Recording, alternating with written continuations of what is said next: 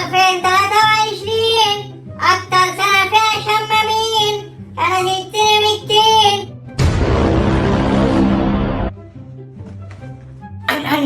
ورا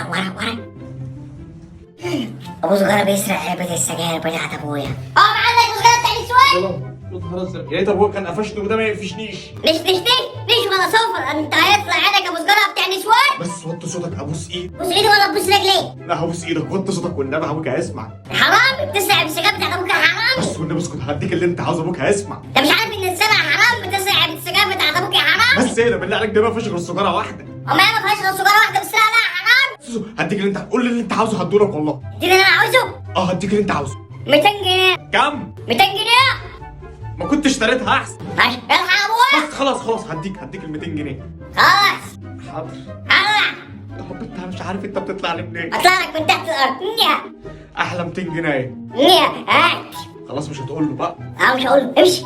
حاضر ماشي. الحق يا ابويا. ايه ده؟ الحق يا ابويا. انت مش خدت مني 200 جنيه؟ يا ابويا. ولا الحق يا ابويا. الحق يا ابويا. يا ابويا. يا ابني الزنانه اهو. الحق يا ابويا. انا مش قادر لسه سامع عيب السجاير بتاعتك اللي كنت حاططها هنا. يا هات ولا صدقني ابويا كداب. كذاب. خليه طلع اللي في جنبه. والله هذا اللي في جوك يا معايا معيش حاجه. والله بص والله لازم العصا على دماغك. حاضر خلاص ماشي. طلع بتاع نسوان.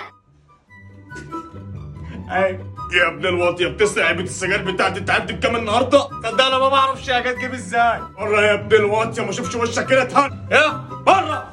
طب عيش فين طيب؟ عيش في اخر رار. هتطلع بره ولا انزل بيها على دماغك؟ حاضر خلاص ماشي. واطيه. انا كلب يا تخش هنا ثاني. والله انا اوريك يا عمر. يلا يا ابو زغاره بتاع نسوان. الحق يا ابويا. ولا شفت يا ابويا؟ لحقتك علبة السجاير ب 100 جنيه. يا ده عمر يا. هبقى 50 جنيه حلاوتها قفشتهولك. خد يا ده عمر يا، ما تغلاش عليك.